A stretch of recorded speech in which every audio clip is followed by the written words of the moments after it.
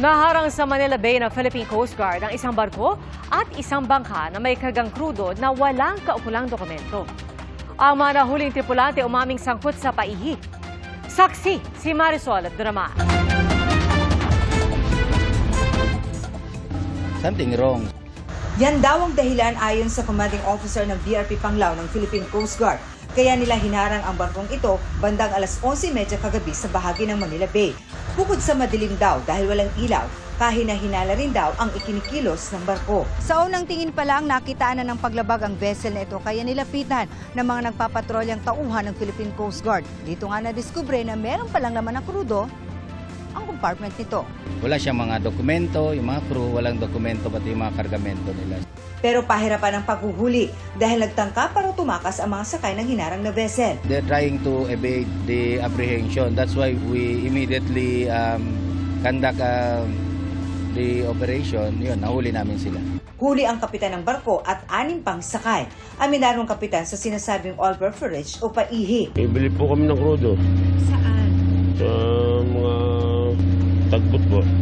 Takbo. Tapos? Pagtapos namin, alis na lang po kami. Tapos, saan yung binabagsak ang mga krudo? Yan po sa Nabotas. Sino mga bumibili nito? Yung mga bangka po maliit lang po.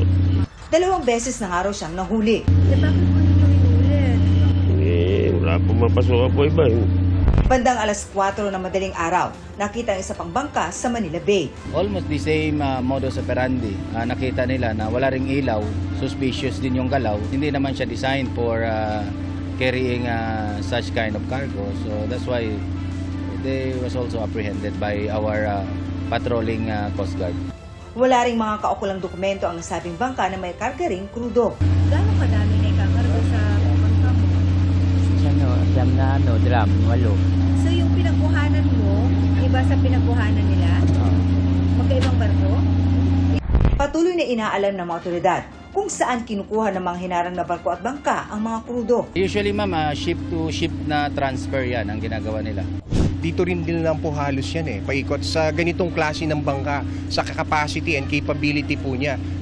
We assume na within the AOR lang po ng ating Manila Bay. Sasampahan ng mga kaukulang reklamo ang mga nahuling tauhan ng mga vessel. Pre-departure inspection at Master's Declaration of Safety Departure, they evaluated such memorandum circular. Tiniyak ng PCG na lalo pa nilang paiigtingin ang pagpapatrolya. Para sa GMA Integrated News, Marisol Abduraman, ang inyong saksi. Mga kapuso, sama-sama tayong maging saksi. Mag-subscribe sa GMA Integrated News sa YouTube at para sa mga kapuso abroad, samahan niyo kami sa GMA Pinoy TV at sa www.gmanews.tv.